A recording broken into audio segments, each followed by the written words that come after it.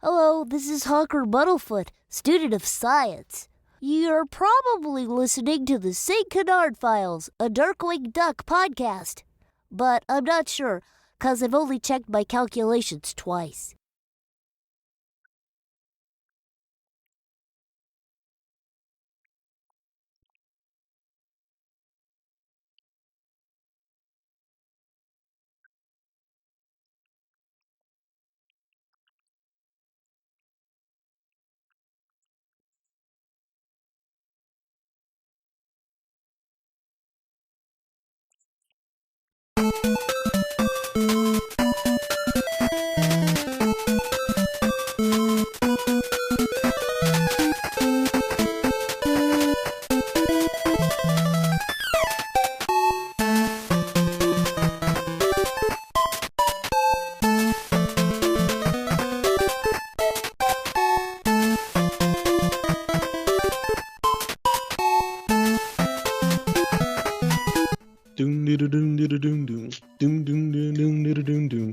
All right, guys, welcome to the St. Canard Files, a Darkwing Duck podcast. I'm your host, Will Santana, and I'm Mike Russo, and why do the weird ones always fall for me?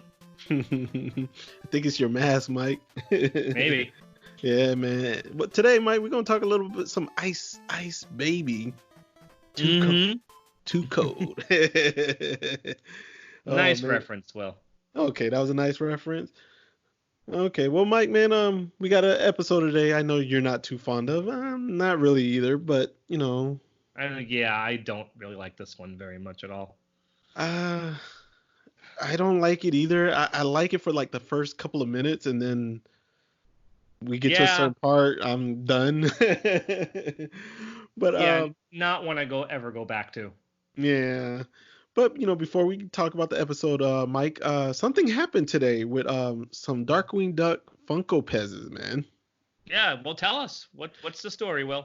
Yeah, man, you know, I follow a couple of people on IG who collect Pez's, and they were the one who told me about the Darkwing stuff. And apparently on the Pez website, the Darkwing, the Negaduck, and the LP all sold out in 3 minutes. Those Funko collectors are insane. Yeah, man, and there's some insane Pez collectors too, so I won't be surprised if some of those flippers jumped in on it too, you know? Yeah, I'm sure. Well, I pre-ordered mine on FYE, so I'm hoping I'm still good to go. It has a 27th release date for it this month, March 27th, so hopefully, I don't think this episode drops in March, so this will be old. Yeah, man. So on March 27th, FYE is supposed to release these. I got 2 sets pre-ordered with only 1,500 being made. I don't think too many fans are going to get their hands on them without, you know, paying retail, man. Well, we'll have to wait and see what happens. Yeah, I think those flippers and those Funko collectors and the people who just hold on to it for a couple years and then flip it because it's so limited. I think they're gonna grab their hands on it before the hardcore collectors, you know, can, because hardcore collectors don't really follow Funko like that, you know. Yeah. Or Pez's, you know. So I don't know, man. It's not looking good. Well, I guess, like I said, it just remains to be seen what happens because, you know, collectors are crazy. I know Funko collectors are insane, but you said Pez collectors are too. This probably has nothing to do with the fact that it's Darkwing Duck. They probably could have put anything on it, and they would have went crazy for it. So yeah, it's Funko, and then it's limited, and then it's Pez. 1,500 is a small number, you know. Yeah. Yeah. It's not like the Darkwing Funkos were really hot sellers either. So it's not Darkwing. It's just what they are. They're Funko Pez's. So you got 2 different types of collectors going crazy over it. Mm-hmm. And then you got the flippers and the scalpers who are looking for eBay to double what they paid for it. And because I actually know people who do flipping Funkos for a living, man. Don't have real jobs. That's what they do. Believe me, I'm part of the Godzilla collecting community. I've seen it all. None of that kind of stuff is new to me. All right, Mike. Well, you know, for people who this is their first time tuning into us, if this is your first time, we're sorry. this episode. Anyway, guys, yeah, you can find us in Spotify, Stitcher, Google Play, Apple devices. You can watch us on YouTube, Radio Public, Pocket Cast. You can speak into your Amazon Echo. It'll play it for you there. Also Pandora and iHeartRadio. I think that's all of them for now. That's all of them for now? So there'll probably be more sooner or later. Okay. And how about our shout outs, Will? Yeah, I got a few, not many. I'm gonna keep it short today. We got, oh man, I always screw these names up, man. We got Bio Calassis. I have no idea if I said that right. I apologize if I said that wrong. Lawson Allen. And I'm going to give a shout out to somebody we've mentioned numerous times on here because I finally noticed, at least I noticed for the first time, he got his badge. Jonathan Beltran. He's like the hero of this podcast. I mean, he shares everything. He inboxes me stuff, like when he finds like cool stuff on Darkwing and stuff. So he's very helpful. He helped me. You get those limited edition Morgana badge pins. He's probably dying that he can't go to Disneyland right now. Oh yeah, man. And he's got some really awesome photos with the Darkwing character at Disneyland. So that I'm so jealous of. But I gotta show love to Jonathan again, man. He's a cool dude, man. And as of this record, we just heard today that our friend Adrian Mateo is working on a Liquidator costume. Yeah, he actually messaged me about 3-4 nights ago, but I just saw like a very small prototype, so he told me not to share it yet. So I can't wait to see his outcome of it. Yeah, he posted a little bit about it on one of the Facebook groups. Mm-hmm. It looks good so far. Yeah, it definitely does, man. All right, so Mike, man, let's go ahead and get into this episode. What episode are we doing today? We're doing All's Fahrenheit in Love and War. That title, of course, is a play on All's Fair in Love and War. Mm-hmm. And yeah, this is All's Fahrenheit in Love and War. The original air date for this one was Monday, October 21st, 1991, and it was 24th in production order. 24th? I thought it might be a little sooner because of the intro, but we'll get into that. It's about where I would expect it to be. Okay. Our story editor is Kevin Crosby Hops, and we have 2 writers this time. One writer is Dev Ross, and I'm going to apologize profusely and correct myself because way back when we first started talking about Dev Ross, I totally forgot that Dev Ross is a woman, and I kept calling Dev Ross him every time we mentioned her, and I knew better than that. I knew it was a woman. And I really feel bad that I didn't acknowledge that. So yes, Dev Ross is a female writer. I feel really bad that I didn't say so. Mm-hmm. The other co-writers by the name of Eric Lewald. This is his only Darkwing Duck episode. He wrote other shows: Rescue Rangers, Gummy Bears, Winnie the Pooh, Tailspin, many other shows, and he's still active. I think he's most famous for developing, supervising, writing, and story creation for the X-Men animated series. Mm-hmm. Yeah, you remember that, right? Yeah. Yep. Doo-doo-doo-doo-doo. And funny enough, he is married to Julia Lewald, who co-wrote Trading Faces and You Sweat Your Life. Okay. So that's pretty cool. Husband and wife both wrote for Darkwing Duck. Mm-hmm. So we got Eric Lewald and Dev Ross. And animation-wise, we are actually back at Sun Wu. It's been a few episodes, hasn't it? Yeah, it's been a while. It's not in my opinion, Mike, it's not a bad animation episode, but like only one thing really popped to me, man. The characters are drawn okay, but as far as the character animation goes, it's nothing fancy. It's about average Sun Wu, but nothing that jumps out and grabs you. You mentioned one thing, so we'll mention that when we get there. I think the most interesting thing visually about this episode is all the environments are unique. You get St. Canard in the snow, you get the underground villain lair, you get a gold-plated St. Canard, and a few costume changes too, and a brand new villain. So you have a few new things in this episode, but otherwise the animation itself isn't all that special. Unfortunately, it's one of the lesser Sun Wu episodes. But with all that said, let's talk about how this story starts, Will. All right, VIP, let's kick it. All right, that's enough Vanilla Ice references. All right. Well, basically, the episode starts off with an opening, kind of like that sinking feeling. That's why I was asking you, Mike, if this was an early production episode. Mm-hmm. Yeah. We get that intro, and it even has the same musical score in the background, like that sinking feeling. But we don't get to see DW and LP while he's doing his intro. They're behind snow or covered in snow. Yeah, this is the first of only, I think, 2 Darkwing episodes where it's winter and St. Canard's covered in snow. Yes, absolutely. Yeah, so they're covered in snow and it's a blizzard outside. And with this blizzard, DW expresses how much he hates snow. He really pouts about it. And they've been looking for crime all day, but nothing's happening. No, nothing at all. And they're wearing winter coats and snow pants. They're all bundled up. But then, go ahead. Go ahead, Mike. No, go ahead. I was just going to say, and then DW mentioned, LP, let's go on vacation. Yeah, no mention of Goslin. The two of them are just gonna go on vacation without her. But Launchpad loves the idea of finally go on vacation. But Darkwing gives up the idea as soon as a police car drives by. Oh yeah, he gets super excited when he sees that police car. There's a case, obviously. There's a police car going by with the sirens going off. Okay, so 2 things about the next scene. We have a couple of policemen talking to a bank security guard. The gold just disappeared. Yep. And one of the first things about this scene is our security guard was voiced by Danny Mann. We know that he voiced Jay Gander Hooter. Only 4 voice actors in this episode. Terry Jim, our guest voice for the villain, and Danny Mann, who gets 1 line. Very economic episode in terms of voice actors. And, okay, this is an odd animation choice that I've noticed way back. You see Darkwing and Launchpad. It's obviously them. They're in a snowman.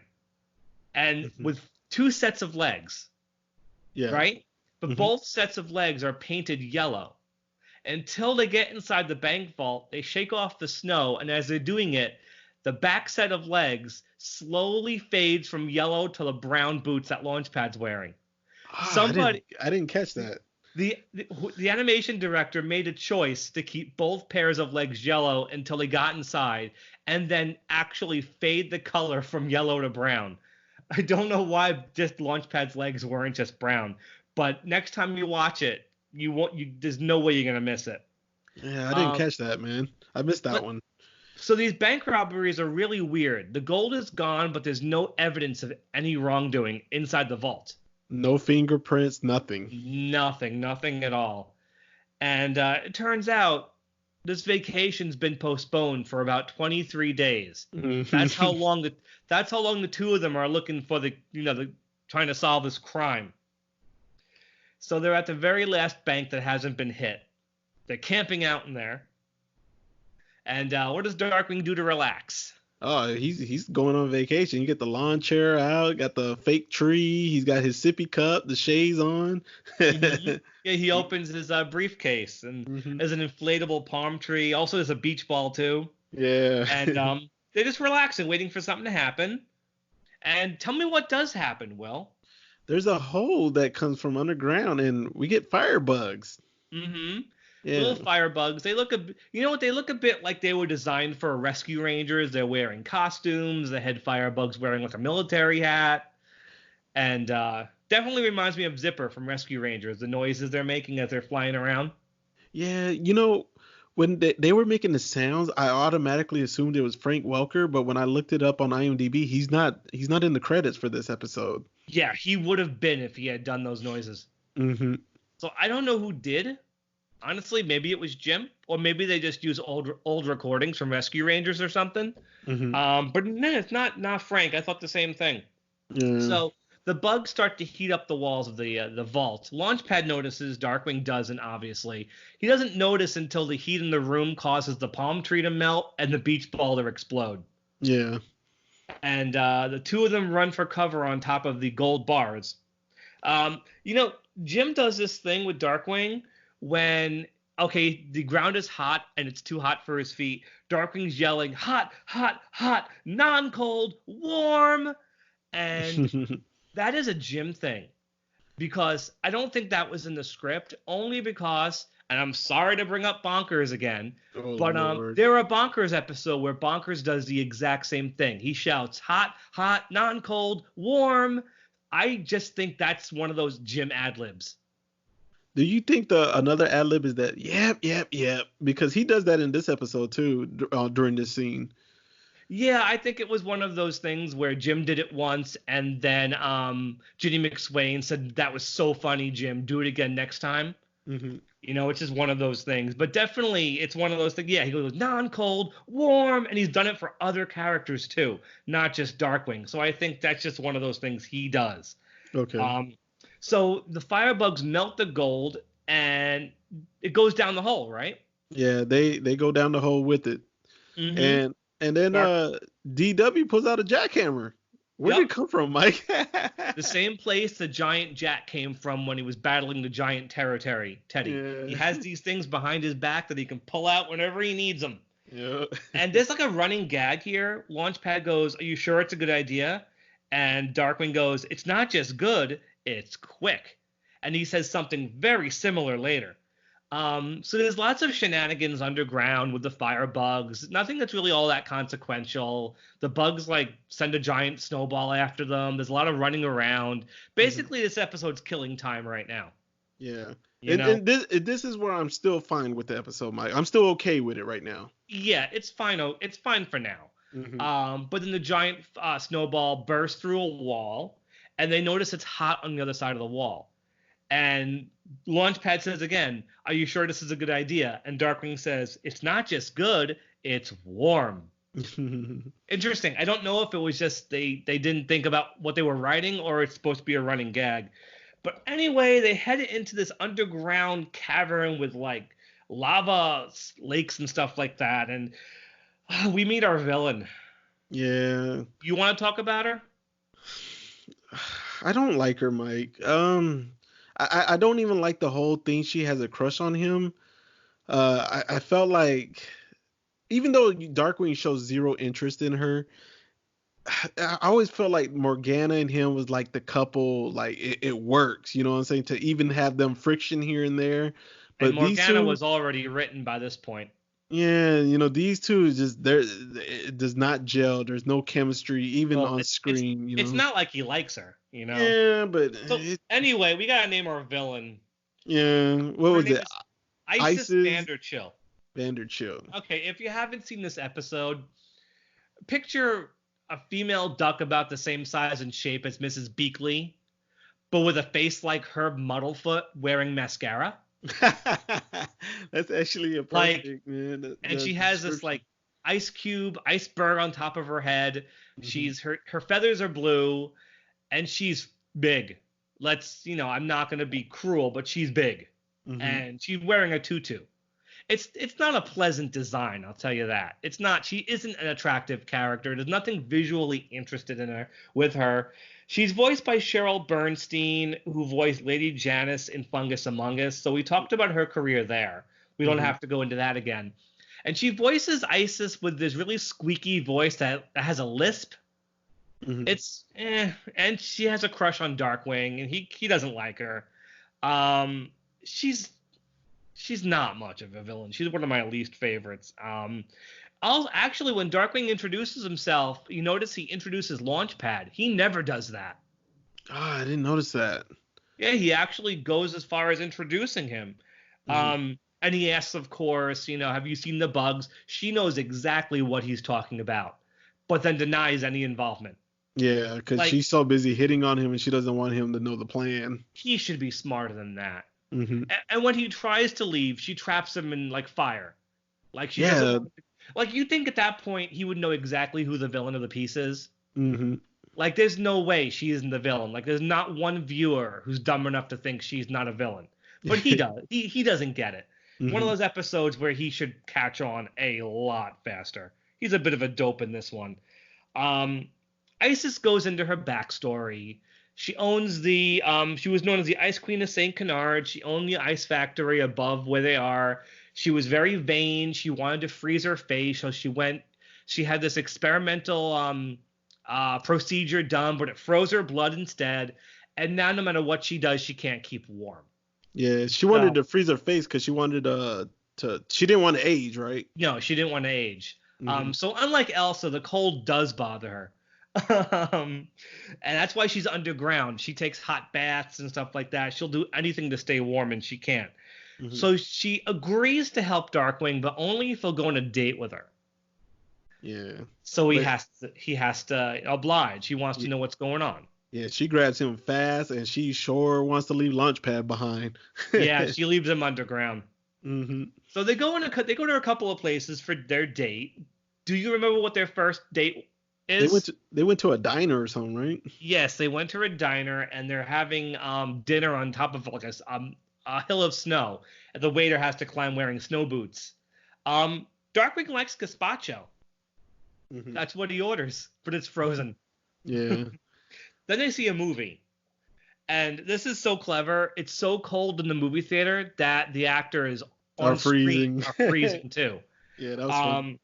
So meanwhile, Launchpad manages to get up to the surface. He finds himself in the ice factory. And of course, Launchpad being Launchpad is searching the freezers for a microwavable snack because he's Launchpad. Hmm. Always thinking of it with his stomach. But what does he find in one of the freezers? He finds the gold. He finds big pots of gold. Hmm. Now, I didn't understand that because the gold looked like it was melted in the freezer, but it was a freezer, right? Or a fridge? I think I don't know. It wasn't frozen, think it though. would have been a freezer because it's an ice factory. Hmm. But then again, since the gold was molten, it probably isn't totally solidified yet. It's probably still warm. Okay. And the bugs catch him though. Hmm. So our next scene, they're in a boiler room. Isis and DW are in a boiler room. This is, I think, the first time we see Darkwing in his underwear. He's wearing a tank top and underwear with hearts on it. It's actually a thing with Darkwing. They always remember what his underwear looks like, not to get too into it, but anytime you see Darkwing in his underwear, he has little hearts on them. In fact, it becomes a plot point 2 episodes from now what kind of underwear Darkwing wears. In Comic Chameleon, Goslin knows what kind of underwear he wears. But there's one piece of animation in this episode you like. What happens? Oh, he gets burnt when she gives him that drink from the steam. His whole body turns red. Yeah, it turns red. His eyes will get all googly. And he rockets up through the ceiling. And that gives the bugs just enough time to show up and tell Isis they discovered Launchpad. Yeah, that was a great drawing of Darkwing, though. So I give it out to Sunwoo for that one shot, man. Anytime Darkwing eats or drinks something that doesn't agree with him or burns himself, the drawings are usually pretty funny no matter who's animating it. Mm-hmm. So she drags him up to her ice factory, and the next time we see Darkwing and Launchpad, what has she done to them? She's captured them in a block of ice. Yep, not the first time Darkwing will be captured in a block of ice. It's going to happen again. Yeah. And she doesn't tell them what her plan is. Yeah, she did a little pun here, man. Yeah, Darkwing's like, you're going to reveal your plan now? And she says, reveal my plan? What do you think this is, a cheap cartoon? And it's nice they acknowledge the cliche. I'll give it that. Mm-hmm. And she leaves. And how does Darkwing get out of this? He sneezes. Yeah, that's it. He says something about patience being a virtue, and then he sneezes, and the ice breaks, and he says sometimes a good sneeze can be an even bigger virtue. Mm-hmm. So they know they have to go after her, but they have to put their winter coats on because they expect it to be cold outside. But what happens as soon as they walk outside? It's burning hot. They got to take everything off. People in the streets are taking their coats off. They're passing out. They're sweating it up. Yeah, it's a decent visual. This guy who looks like he's really fat's walking down the street, starts taking off his coat. Like the camera pans over, you just see him throwing the coats in a pile. Then it pans back to him. He's some skinny guy. Yeah, he's so anorexic and everything, so tiny. So here comes my favorite joke in the episode. Darkwing, he shows up. He gets an entrance. Finally, we've got a couple of episodes with no entrance. Mm-hmm. I am the number 90 sunblock that will stop your burn. And the pose he takes when he brings the cape up, that is directly from the model sheets. Yeah, I've seen that one so many times. Yeah, Sunwoo just copied the model sheet for that shot. Okay, so my favorite gag. He pulls out the gas gun, and very slowly, and with a very funny sound effect, the gas gun goes limp. Yeah. And Darkwing says, "I hate it when that happens." Now, come on, that's a great erectile dysfunction joke right there. hmm You know that's what that is. hmm Now, when I was 12, I didn't know what that was. I get it now as an adult. I think that's very funny, and props to them for getting away with it too. Um, so her plan, we find out what her plan is. She's using the gold, all that molten gold. She's spraying all the buildings in St. Canard so it reflects the sun, and she can be hot all year round. hmm Of course, she says it'll be unlivable for anybody else, but that's the break, she says. Yeah, and she tries to kiss Darkwing again during this scene, man. She is still going after him, hmm and he wants nothing to do with it. So she sicks the bugs after them. The bugs chase after Darkwing and Launchpad. They lead them back to the ice factory and trap them in an ice cube. So the bugs are gone. They defeated the bugs. So here we have our final fight between Darkwing and Isis. Yeah. Doesn't last too long. What does Darkwing do? He kind of twists the hose so she can't spray no more gold. Mm-hmm. Then Yeah, what's he do with the hose? And then he hooks it up to the snowblower. Yup. And he's fighting ice with ice. We finally see that she has some pretty cool ice powers, which she hasn't gotten to use. She can shoot ice from her hand. She can make icicles. She can breathe snow. Like, they should have done more with this. Maybe I would have liked her more. Yeah. And that's where she said the reference, ice, baby. Oh, did she? I totally missed that, but I wouldn't be surprised at all if that was an intentional reference. So Darkwing starts to shoot her with the hose, with the ice. He turns her into a snowman, and that's it. She's defeated. Yep. And but then they plop a carrot into her nose and they carry her off to jail. Yep. But LP still wants to go on vacation. Yeah, of course he does. Wouldn't you? Yeah, but unfortunately, DW is sick now. Yeah, he sneezes so hard he just flies through a snowbank, and that's how it ends, with just lots of sneezes. The only place he's going is to bed. Mm-hmm. Stay healthy, Darkwing. Wash your hands. And so you know what? We're done. That's all Fahrenheit and Love and War. It isn't an episode that really lends itself to much discussion. Mm-hmm. Really isn't. Like, the one thing I'll point out is that Isis Vander Chill did come back in the Joe Books comics. And her appearance was actually pretty funny. I'm not going to spoil it. There is, of course, an Elsa reference, because why wouldn't there be? Mm-hmm. And it's actually very funny, a return appearance for her. So if you guys have not read those comics, definitely it's in the Orange is the New Purple story arc when she's in there. So I won't spoil it, though. Maybe we'll talk about it when we interview Aaron Sparrow. So that's the episode. Let's start giving out our gas gun ratings. All right, you go first this time, because you seem to really not like this episode at all. I'm gonna give it a 1. Whoa, is that what you gave Apes of Wrath? No, I don't even. I think it was a little bit more fair to Apes of Wrath. I think it was a little bit more fair to that one. I just don't like it. It's not even one of those things where I don't like it now. I didn't like it when I was a kid. I never watched it. And if the show came on the Disney afternoon and this episode came on, I would just shut it off. Wow. I don't care for the villain. I don't care for the story. Honestly. And I know I always say that I find something in Darkwing episodes I like. I do like the change of environments. I do like the gold-plated St. Canard. But it isn't enough. You know? Man, I don't remember what I gave Apes of Wrath. I like this one better than the Apes of Wrath, but I don't like this one either. I don't remember my score, but I'm gonna go at 1.5. Not much better than me. No, not much better. But what I did like about it was the first. I like up to the scene when the firebugs are chasing Darkwing in the sewer and they throw the snowball and all that. You know, that right. Little fight that you said they're just killing time. I was cool with that. That part is still funny, but it's like once Isis is introduced in this episode, woo! I was struggling, Mike. I was really struggling. So I think the first 6-7 minutes was fine because, you know, you get Darkwing, we get a new scenery, him in the cold, the snow. new references of how they're talking, and then we get the bank robberies and the jokes of like, hey, we'll solve this quick, but then it turns out to be 23 days, and then we get more jokes of them hanging out in the vault with the beach stuff. It's still funny to me, you know, like this is a good Darkwing episode starting off, you know, but once she shows up, man, oh god, I lost so much interest in it. It was gone quick.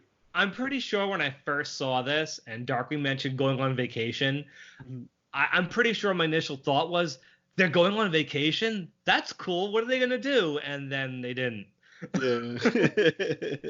Just like how we wanted them to go to the Bayou when we reviewed Camp Bayou Love and they didn't. We were like, oh, that's a missed opportunity. But you know what? The idea of a weather-related villain is not a bad one. They could have really done something with that. Yeah. Yeah, but they didn't. So. All right. Let's go ahead and rate her then, Mike. I'm giving her the same rating I gave to the episode. I'm giving her a 1. Okay. That's it. We've talked enough about her. I don't think I have to go into more detail about why I don't like her. I think if she had a better design, maybe, and she used her ice powers a bit more going at the very beginning, they could have done something with her. But I think the crush angle with her and Darkwing should not have been a plot point.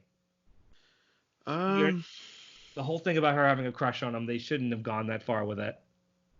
We've had 2 really bad villains that I didn't like. We had Lilliput and what's the one from from Ace of Wrath? Oh, no. Trench Rot. Yeah, Trench Rot. You didn't like the King either. Yeah. Lilliput though, Lilliput was the ants. In this episode, the firebugs don't save her. No. No, not at all. The ants kind of say Lilliput for me a little bit, but on this one, she's getting a 0.5, not even a 1. I think that's the lowest we've ever given anything.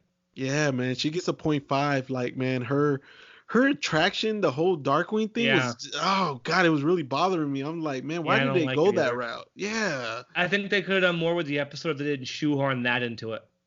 You know, the Morgana crush thing works. Even if Darkwing doesn't like Morgana, it still works because you can see it. You feel it, you know? Well, luckily he does like Morgana, so there isn't really an issue there. Yeah, but you know, like you said, you know, while we were going through the episode, she doesn't use her powers into the end. They could have done so much more with her. I really think they could have done something else with her, and they wasted it on the her having a crush on him. Yeah, because like until we get to the end, everything she uses is devices and gadgets and stuff. You know, because she kept pushing. Yeah, and she kept pushing that button down when they were in the cave. You know. You don't really even know she's got those kind of powers until like the last couple of minutes. Mm-hmm.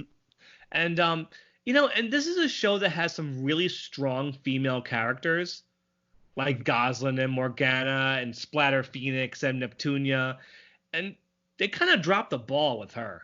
Oh yeah, definitely. But you know what? Like we said at the end of the last episode, we're dipping with this one, but we got some really good ones coming up. What we got coming up, Mike? You know what we have coming up. But I want to hear you say it. Come on, say it. So we're finally back to a supervillain. It's been a long time coming, so finally they decided to air Quackerjack's origin episode. We got Whiffle While You Work, finally. It's playtime. An episode that should have aired weeks ago. But it's coming, and after this one, we got a whole bunch of great ones coming up. So thank you for sitting through this one, guys. We really appreciate it. You know, and you know, stay tuned. Okay. All right. So that's gonna wrap up All's Fahrenheit in Love and War, and get ready for Whiffle While You Work. And you know, I'll be doing backflips while me and Mike talk. I'm gonna rate Quackerjack again just because I want to. I don't feel like I gave him justice on the last score, so get ready for my new score. Y'all know how I love my Quackerjack, but that's it for this one. We're sorry it's short, but hey, it comes with it. But we got a long one coming up pretty soon, Mike. We got some really good ones coming up that'll probably run long. So we got some great stuff coming up for you guys. All right. And we're getting into some special guests too. Won't name names yet. Yeah, we can't name them yet, but guys, you know, good luck out there getting those Pez's. You know, try try your best to stay away from them hardcore flippers who's gonna like try to ask for $100 for them, man. Don't pay that much, you know. Just wait, be patient. Somebody probably grabbed one or extra one and gonna help another collector out, or a Darkwing collector, you know. You may have to pay a little bit more on eBay. Just don't be brainless about it. That's all, you know. Yeah, be smart. Be smart about it. Yeah, don't be desperate. Wait till the hype dies down, and then, you know, the price goes down a little bit. So, well, anyway, Mike, we're just ranting here, so let's go ahead and end this one. All right, guys. Everybody have a great night. Stay warm. And definitely stay dangerous. Good night. Yep, good night.